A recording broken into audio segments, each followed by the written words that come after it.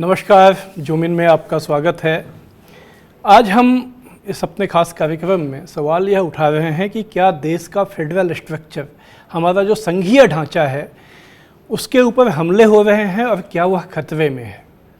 यह सवाल और ऐसा संदेह काफ़ी समय से कई मामलों में उठता आया है, लेकिन अभी जो जीएसटी, खासकर जीएसटी में जो कॉम्पेंसेशन है, मुआवजा है राज्यों का, उसको लेकर जो स्थिति पैदा हुई है, उसमें यह सवाल काफ़ी गंभीरता से हम लोगों के सामने मौजूद हो गया है। कल जीएसटी काउंसिल की 41वीं बैठक हुई। उस बैठक में केंद्र सरकार ने यह साफ कर दिया कि जो कमिटमेंट था 14% जो बेस ईयर था, उसके बाद बढ़ोतरी करके कॉम्पनसेशन देने का स्टेट्स को, वो इस साल उसको वो पूरा नहीं करने जा रहे हैं। और इसके लिए उन्होंने दो विकल्प दिए, जो कि राज्यों को खुद कर्ज लेना होगा, वो एक अलग सवाल है। लेकिन जो कॉम्पनसेशन को लेकर केंद्र सरकार का रुख आया, उसको लेकर खासकर जो अपोजिशन पार्टीज हैं, नॉन बीजेपी पार्टीज हैं, उनके द्वारा शासित राज्यों की तरफ से काफ़ी नाराज़गी जताई गई। अब जो अपनी दिल्ली की सरकार है, उसके उप मुख्यमंत्री मनीष सिसोदिया ने बैठक के बाद यह कहा कि भारत के फेडरल हिस्ट्री में, भारत के संघीय इतिहास में इतना बड़ा विश्वासघात कभी नहीं हुआ। ऐसी ही बातें पंजाब के वित्त मंत्री मनप्रीत बादल, पश्चिम बंगाल के अमित मित्रा ने कही, जो छत्तीसगढ़ के सीनियर मिनिस्टर हैं टी.एस. सिंहदेव, उन्होंने कहा कि ये अपनी बहुमत का फ़ायदा उठाकर केंद्र ने जो फैसला किया वो हम पर थोप रहा है। देखिए, ये वित्तीय मामला है। वित्तीय मामला हमेशा ही, बाकी मामलों में सवाल आते हैं, शिकायतें आती हैं, तो उसका समाधान देर सवेर हो सकता है, थोड़े लंबे समय में हो सकता है। लेकिन जिस चीज़ का संबंध सीधे पैसे से है, और वो भी आज महामारी की स्थिति में, वो सवाल बेहद गंभीर है। अगर इसको लेकर ऐसी शिकायतें गहराईं तो ये भारत के भविष्य के लिए, मैं कह सकता हूँ, अच्छा संकेत नहीं है। तो यही बात है जिस पर कि आज हम लोग बातचीत करने की कोशिश करेंगे। और इसके लिए हमारे साथ जुड़ रहे हैं प्रोफेसर DM दिवाकर, पटना से जुड़ रहे हैं। देश के जाने माने अर्थशास्त्री हैं। देश की पॉलिटिकल इकोनॉमी को जो लोग बहुत सबसे बेहतर ढंग से समझने वाली शख्सियतें हमारे देश में हैं, उनमें वो एक हैं। और आज हम उनसे ये समझने की कोशिश करेंगे जो सवाल हम लोगों ने उठाया। दिवाकर साहब, आपका स्वागत है। सर, आपसे मेरा पहला सवाल बहुत छोटा, सिंपल सवाल है। क्या आपको लगता है कि देश का फिस्कल फेडरलिज्म खतरे में है भारत में? देखिए, पहले तो जब भी सेंटर स्टेट रिलेशन पर बात होती थी, उस समय ही ये विवाद होता रहता था। लेकिन जीएसटी में जिस तरह से अभी एकाएक ना कर दिया है, ये तो मेरी राय में सिर्फ फाइनेंशियल फेडरलिज्म पर ही चोट नहीं है, ये कॉन्स्टिट्यूशन पर भी चोट है। ये कॉन्स्टिट्यूशनल नहीं है, क्योंकि जब आप जीएसटी लागू किए थे तो उसके लिए उसका प्रावधान फेडरलिज्म के तहत आधे राज्यों का रेटिफिकेशन जरूरी था।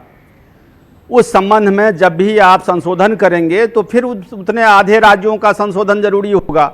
बिना उसके यूनिलैटरली यदि आप ये संशोधन जारी करते हैं और अपने तरफ से आप ना कहते हैं, तो ये फेडरलिज्म के खिलाफ है और मेरा ख्याल से कॉन्स्टिट्यूशन के भी खिलाफ है। ये जो जीएसटी को लेकर समस्या सामने आई है, क्या आपको ये लगता है कि जीएसटी अब एक नाकाम प्रयोग, फेल्ड एक्सपेरिमेंट होता जा रहा है? क्योंकि जो छत्तीसगढ़ के चीफ मिनिस्टर हैं भूपेश बघेल, उन्होंने 2 दिन पहले ये कहा था कि टैक्स लगाने का जो राज्यों का अधिकार है वो उनको वापस किया जाए। और ऐसी बातें, ऐसी सुगबुगाहट अलग अलग राज्यों से भी सुनाई देने लगी है। तो जैसा कि कई देशों में ऐसा हुआ कि ये प्रयोग सफल नहीं हुआ, क्या अपने यहाँ भी कुछ ऐसी हालत बनती हुई आपको नज़र आ रही है? देखिए, पिछले 17-18 वर्षों से कोशिश हो रही थी इसको समझने का और लागू करने का, लेकिन कोई कर नहीं रहा था, इसलिए क्योंकि ये इम्प्लीमेंट करने लायक स्थिति नहीं थी। आपके यहाँ का जो मेजॉरिटी बिजनेस है वो आज भी इनफॉर्मल सेक्टर में था। वो नोटबंदी के बाद और जीएसटी के बाद साफ हो गया कि वहाँ डिजिटल लिटरेसी बहुत नहीं के बराबर है। और आप जिस तरह से ऑनलाइन बिजनेस के साथ इसको जोड़कर देख रहे थे, यह निश्चित रूप से ये लागू हो ही नहीं सकता था, जिसके लिए हम लोग लगातार शुरू से ही कह रहे थे कि ये जीएसटी इम्प्लीमेंटेबल नहीं है, जिसको और उसका परिणाम ये दिखा कि जिसको इन्होंने गुड और सिंपल टैक्स कहा वो हर एक मीटिंग में संशोधित होता गया, सैकड़ों बार संशोधन हुआ है, बावजूद इसके रिटर्न घटते गए। और आज की स्थिति में तो अब पिछले कुछ महीने तो ये अपलोड भी नहीं कर रहे थे डेटा कि कितना कलेक्शन हो रहा है। अब जब आया है तो दिख रहा है कि आधे के बराबर नुकसान है जीएसटी का, और जिसके कारण से इनको अपने जो कमिटमेंट हैं, कॉन्स्टिट्यूशनल कमिटमेंट, सैलरी देने की स्थिति नहीं बनने जा रही है पूरे देश में। तो देश को फाइनेंशियल इमरजेंसी में इन लोगों ने जीएसटी को बिना तैयारी के लागू करके ला दिया है। एक बड़ी समस्या हो गई है। और वो राज्य जो सबसे पहले रेटिफाई किए थे, बिहार भी उसमें से एक है। बिहार ने रेटिफाई किया था ये कहते हुए कि इससे बिहार उपभोक्ता राज्य है, इसको लाभ मिलेगा, और आज बिहार की माली हालत और ख़राब हो गई है। तो जिस तरह से नासमझी में लोगों ने रेटिफाई भी किया इस उम्मीद में, जो बताया गया था केंद्र सरकार के द्वारा कि इससे लाभ मिलेगा, वो गलत साबित हुआ। लेकिन चिंता की बात यह है कि अगर असफल भी हुआ तो उसको मॉनिटर करने के साथ साथ आप राज्य को कॉन्फिडेंस में लिए बगैर, जब आप लागू कर रहे थे तो राज्य को कॉन्फिडेंस में लिया। और हमारे फेडरलिज्म का सबसे महत्वपूर्ण दायरा है कि आप जो भी चीज़ें स्टेट और सेंटर दोनों को प्रभावित करती है, उसके लिए हमारा कॉन्स्टिट्यूशन रिजिड है, और बिना सेंटर और स्टेट के पार्लियामेंट और लेजिस्लेशन के कॉन्फिडेंस लिए या उनके सहमत के बिना ये आप नहीं कर सकते हैं। और आपने यूनिटरी ऐसा अनाउंस कर दिया है, ये मेरे समझ से अनकॉन्स्टिट्यूशनल भी है और फेडरल स्ट्रक्चर पर अनप्रेसिडेंटेड चोट है। इतना बड़ा चोट इस तरह से पहले कभी नहीं पड़ा था। कल जब 41st मीटिंग हुई थी जीएसटी काउंसिल की, तो वित्त मंत्री निर्मला सीतारमण ने उसमें ये बताया कि जो जीएसटी कलेक्शन में जो कमी है वो 2,35,000 करोड़ रुपए की है। उसमें से 97,000 करोड़ रुपया जो है वो जीएसटी से संबंधित है, और बाकी को उन्होंने एक्ट ऑफ गॉड कहा। भगवान ने जो ये महामारी ला दी, जो उन्होंने कहा, मैं उनके शब्दों को मैं कह रहा हूँ, ये जो महामारी ला दी गई कोरोना की, और उसकी वजह से हुआ है। और चूंकि उनके कहने का मतलब जो हम लोग समझ पाए वो ये था कि अब एक्ट ऑफ गॉड पे तो किसी का वश है नहीं, तो अब उसकी वो मुआवजा सरकार, केंद्र सरकार क्यों दे। तो आप लोगों को हम 2 विकल्प देते हैं। 2 विकल्प उन्होंने दिया है कि आरबीआई से आप कैसे लोन लें, और उस पर अभी 7 दिन के बाद पता चलेगा कि राज्यों ने क्या कहा। लेकिन मैं आपसे सर ये समझना चाहता हूं कि क्या आप इस बात से सहमत हैं कि ये जो लगभग 1,38,000 करोड़ रुपए का जो नुकसान हुआ है वो एक्ट ऑफ गॉड है? बिल्कुल नहीं है। मैं आपको बहुत साफ शब्दों में कह सकता हूं कि ये बिल्कुल एक्ट ऑफ गॉड नहीं है, क्योंकि इस जीएसटी का फेलियर पहले इनपुट क्रेडिट में लगातार होता रहा है। जब भी आपको ऑटो पॉपुलेटेड इनपुट क्रेडिट देने की बात आपने की थी, लेकिन आपने व्यवस्था नहीं की जिसमें कि इनपुट क्रेडिट ऑटोमेटिकली देनदार जो जिन्होंने जमा किया था उनके खाते में जाए, ऐसा इंतजाम आज तक आप नहीं कर पाए। ये जीएसटी का फेलियर है पहला। दूसरी बात कि जो आप कह रहे हैं एक्ट ऑफ गॉड है, बिल्कुल ये नासमझी है लॉकडाउन का। अगर आप शुरू में अंतर्राष्ट्रीय उड़ानें बंद किए होते और उस समय जो बाहर से लोग आए हैं जिनको आप आज क्वारंटाइन कर रहे हैं, अगर उन दिनों 100% क्वारंटाइन किए होते तो आपको रेल बंद नहीं करना पड़ता, अपने यहाँ का कारोबार बंद नहीं करना पड़ता, और आपके अर्थव्यवस्था में जो अप्रत्याशित ये आपातकालीन स्थिति पैदा हुई है, ये नासमझी से पैदा हुई है, ये एक्ट ऑफ गॉड नहीं है। इसीलिए ये कहना एक एस्केप है जो अपने नाकामयाबी को छिपा रही है सरकार। जी, ये बात तो अभी ऑक्सफोर्ड इकोनॉमिक्स की जो एक विस्तृत रिपोर्ट आई है उसमें भी ये कही गई थी, जो सब आप कह रहे हैं कि जो लॉकडाउन का जो फैसला था वो बहुत ही अनप्लान ढंग से किया गया, और उसके पीछे कोई सोच नहीं थी, कोई प्लानिंग नहीं थी कि लॉकडाउन करने के बाद क्या करेंगे। और उसका नतीजा है कि भारत वर्स्ट अफेक्टेड देश बन गया। न तो कोरोना रुका उससे, न तो महामारी पर कंट्रोल पाया जा सका, और न ही जो अर्थव्यवस्था को लेकर तैयारी होती तो शायद नुकसान को रोका जा सकता था, एक सीमित किया जा सकता था, वो हो पाया। ऐसी परिस्थिति में एक हालत हम लोगों के सामने आ गई है जिसमें देश के संघीय ढांचे को, बाकी भी सवाल रहे हैं वो तो ठीक ही है, लेकिन जो वित्तीय जो संघवाद है उसके को लेकर बहुत ही बड़ा संकट खड़ा हो गया है। लेकिन मैं अगर सवाल को थोड़ा ब्रॉडर पर्सपेक्टिव में ले जाकर आपसे पूछूं कि अगर भारत में फेडरलिज्म न हो तो उससे क्या नुकसान होगा? अगर हम, क्या ये भारत की कोई अनिवार्यता है या एक हमारा चॉइस था, हम उस चॉइस को छोड़ सकते हैं?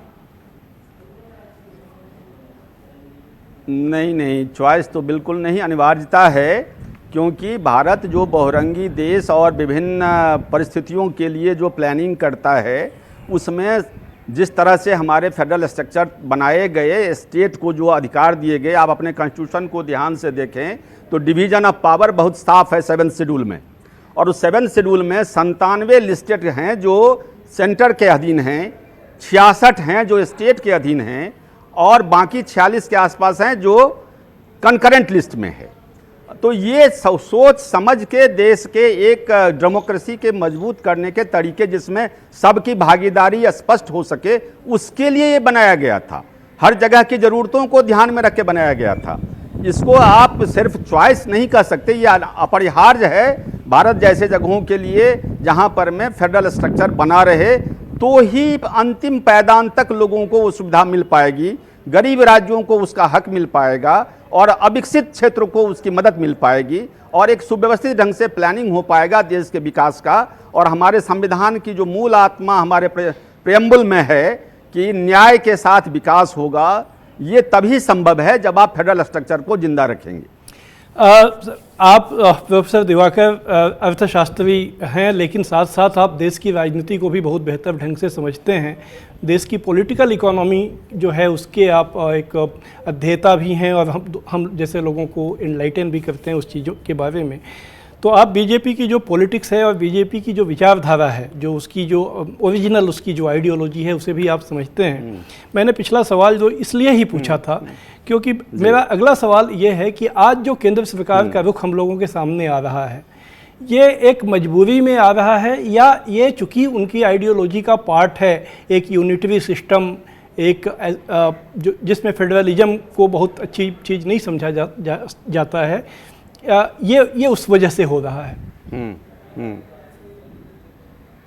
बिल्कुल, आप ये देखिए कि आप शुरू से 2014 के बाद से लगातार जब से ये पावर में आए हैं, तब से अगर आप इनको देखें या थोड़ा पीछे भी चले जाइए, NDA 1 का भी हालत देखिए, तो कर्मचारियों का पेंशन रोक दिया, निवेश का एक दुकान खोल दिया था इन्होंने देश बेचने का, विनिवेश इंडस्ट्री एक मिनिस्ट्री बना दी गई थी जिसके अरुण सूर्य जी उसके मंत्री थे, और न्यू इकोनॉमिक पॉलिसी शुरू हुई थी, लेकिन ये इतना एग्रेसिव हुआ है 2014 के बाद से, जो साफ दिखता है। और आप यदि इनके विचार का हिस्सा नहीं होता तो आप देखिए कि डीमोनेटाइजेशन जिस तरह से इन्होंने किया था, जिसको आप कह सकते हैं कि बिना सोचे समझे, कोई एक अर्थशास्त्री इसको सपोर्ट नहीं कर रहा था, RBI गवर्नर इसको सपोर्ट नहीं कर रहा था।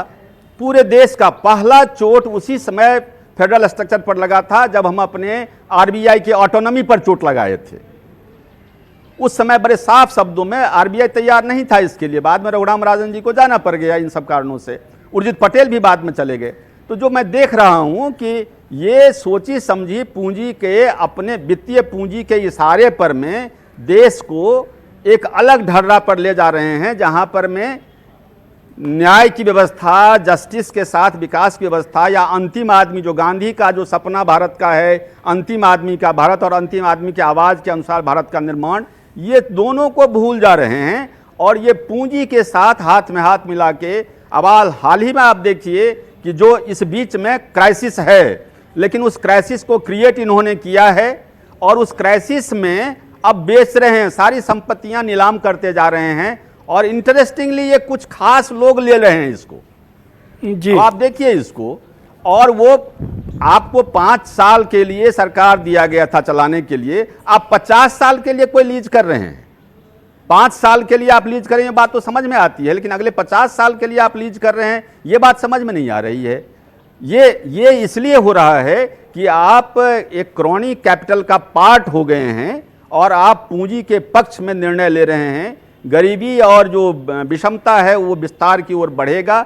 बेरोजगारी और अप्रत्याशित रूप से बढ़ी है। आप देख रहे हैं लॉकडाउन के बाद तो 12 करोड़ से अधिक लोग बेरोजगार के शिकार हो गए हैं। लगातार रोज बेरोजगार के शिकार हो रहे हैं। अब तो नियमित सेवा वाले लोग भी बेरोजगार हो रहे हैं। ऐसे परिस्थिति में ये कुछ पूंजी के कुछ लोगों को फायदा पहुंचाने और इस जो जिसको व्यवस्था कह रहे हैं, व्यवस्था के नाम पर देश के विभिन्न हिस्सों को नीलाम करने की ये साजिश चल रही है। जी प्रोफेसर दिवाकर, आपने अपना बहुत अहम समय दिया और हमें आपने चीज़ों को समझने में आप मदद मिलेगी। आपने जो कहा, आपका बहुत बहुत धन्यवाद। अपने जो समय निकाला उसके लिए। तो आज हम लोग जो देश का संघीय ढांचा है उसको लेकर जो सवाल खड़े हुए हैं उस पर बात कर रहे हैं। अभी हम लोगों ने खासकर जीएसटी के संदर्भ में जो बातें सवाल आए हैं, जो संदेह आए हैं, उसको समझने की कोशिश की प्रोफेसर दिवाकर से।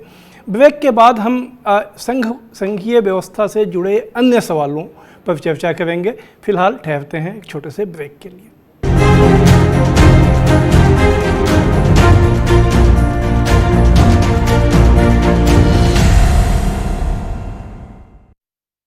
क्या खत्म हो जाएगी एमएसपी? किसान तो कर्जे में जा रहा है, किसान को कुछ भी नहीं बच रहा है। क्या कभी हो पाएगी किसानों की आय दोगुनी? क्यों किसानों से बड़े हैं कॉर्पोरेट के मुद्दे? क्या कभी मिल पाएगी हमारे किसानों को भी पश्चिमी देशों के किसानों जैसी सब्सिडी? क्यों भारत में बढ़ रहे हैं अमेरिका और चीन के कृषि उत्पाद? क्यों किसान के लिए महंगा है कर्ज और कॉर्पोरेट के लिए सस्ता? क्यों कोई नहीं सुनता आवाज किसानों की? जुड़िए मेरे साथ हिंद किसान की बात स्वराज एक्सप्रेस पर। स्ट्रीम कोई भी हो, बेस्ट करियर ऑप्शन के लिए है Bhabha university. Best faculty, world class infrastructure, scholarships, hitech labs, 27 acre of lush green campus, hostel facility, admissions open for engineering, pharmacy, dental, computer application, management and agriculture. Bhabha University at Hoshangabad Road, Bhopal. Call 91650 25500.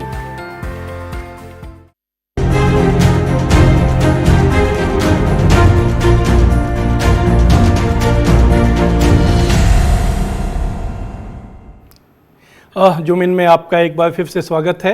आज हम लोग देश के संघीय ढांचे, federal structure से जुड़े हुए सवालों की बात कर रहे हैं। जीएसटी की कल की बैठक से जो सवाल उठे उस पर हमने चर्चा किया। कल की बैठक में वित्त मंत्री ने एक शब्द कहा, तो उसी से हम लोग बातचीत आगे बढ़ाएंगे। बातचीत के लिए अब हमारे साथ हैं विप्लव राही, हमारे सहकर्मी हैं और आर्थिक मामलों के खास जानकार हैं। लंबे समय तक पत्रकारिता में इनका अनुभव है और उसमें जो आर्थिक और वित्तीय मामले हैं उस पर इनकी एक तरह से कहें विशेषज्ञता रही है। तो इनसे हम जीएसटी से भी जुड़े सवालों पे बात करेंगे और जो दूसरे सवाल हैं उसके ऊपर भी। विप्लव जी, कल निर्मला सीतारमण जी ने कहा एक्ट ऑफ गॉड। एक फिल्म आई थी कुछ समय पहले, उसमें भी ये शब्द आया था। उसमें भूकंप आया था तो बीमा कंपनी ने जो उसका प्रीमियम जो होता है, जो मुआवजा है, वो देने से मना कर दिया था और उसने कहा था कि ये एक्ट ऑफ गॉड में जो बीमा होता है वो लागू नहीं होता है। कल जब मैंने सुना तो मुझे काफ़ी वो फिल्म का वो सीन याद आया, वो एक्ट ऑफ गॉड का। तो ये जीएसटी में वित्त मंत्री ने कहा एक्ट ऑफ गॉड है, लेकिन कुछ और भी सवाल आए हैं। इन्वायरमेंट इम्पैक्ट असेसमेंट का सवाल आया है, नई शिक्षा नीति का सवाल आया है।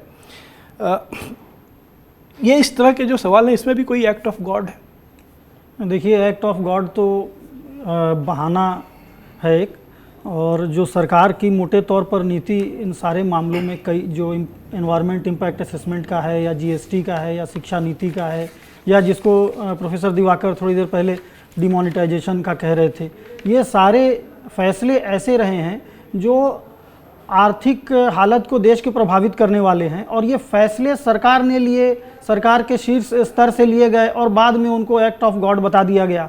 तो ये तो बात ऐसी है कि फैसला हमारा और बोझ तुम्हारा, हम फैसला करेंगे, ऐलान हमारा और सरदर्द तुम्हारा दूसरे का। तो ये एक पॉलिसी नज़र आती है, उसी का ये एक्सटेंशन है। और जहाँ तक एक्ट ऑफ गॉड की बात है, इस बार मान लीजिए कोविड का वो बहाना ले रहे हैं। पिछले साल क्या स्थिति थी? पिछले साल भी जीएसटी में कंपनसेशन का जो कलेक्शन था वो टारगेट से, रिक्वायरमेंट से बहुत पीछे था। इकोनॉमिक स्लोडाउन के कारण था या जिस भी वजह से था, वो 95,000 करोड़ के करीब कलेक्शन हुआ, 1,65,000 करोड़ उनको देना था। और वो जो बाकी रकम थी, चूंकि इससे पिछले 2 सालों में ज़्यादा कलेक्शन हुआ था, उसमें सरप्लस था, उसको इसमें डाल करके इन्होंने पिछले साल ये पैसा दिया था। यानी कुल मिला के वजह यह है कि इकोनॉमिक स्लोडाउन है जो पिछले साल से तमाम अर्थशास्त्री बता रहे हैं, हम लोग देख रहे हैं, और इसके कारण ये गिरता हुआ चला आया। अच्छा, मान लीजिए कोविड है, कोविड की समस्या आप कह सकते हैं कि एक वायरस के कारण खड़ी हुई, लेकिन लॉकडाउन का फैसला तो सरकार का था, और वो कब करेंगे, कितने दिनों के लिए करेंगे, कितनी तैयारी के साथ करेंगे, ये तो प्रधानमंत्री जी ने खुद ऐलान किया।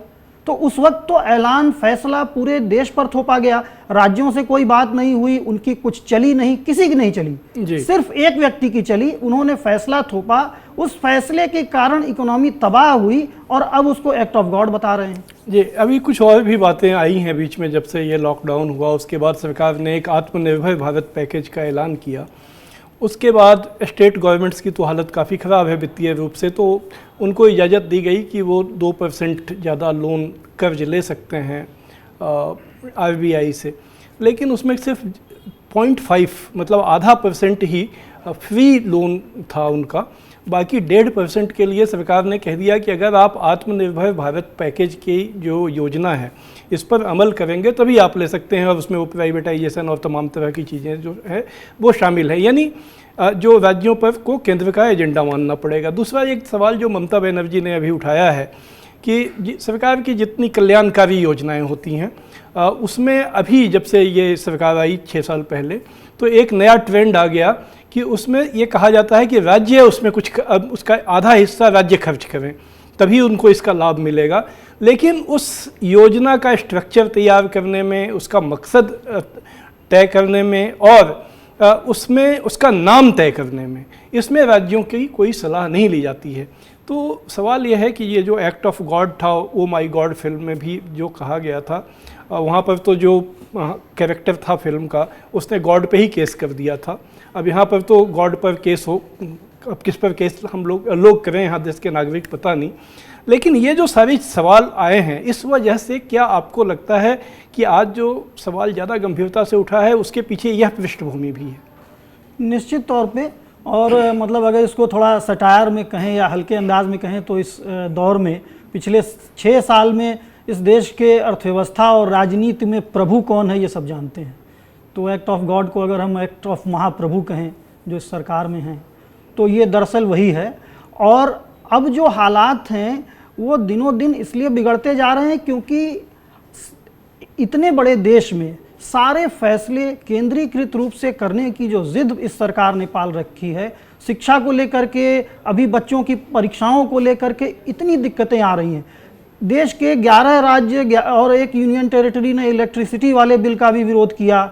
मतलब हर ऐसा फैसला जो राज्यों को प्रभावित करता है, आप बिना किसी सलाह मशविरे के, बिना उसके इकोनॉमिक इम्पैक्ट को ठीक से असेसमेंट उसका किए, बिना एक्सपर्ट्स की राय लिए आप यूनिलैटरली लागू कर देते हैं, थोप देते हैं, और जब उससे हालात बिगड़ने लगते हैं तो फिर आप अजीबोगरीब उसके समाधान निकालते हैं। जैसे अब ये जो कर्ज वाली बात आपने कही, मतलब 0.5% जो बिना शर्त के कर्ज मिलेगा, बाकी के लिए उनको क्रेडिट फैसिलिटी के लिए भी शर्तें माननी पड़ेंगी।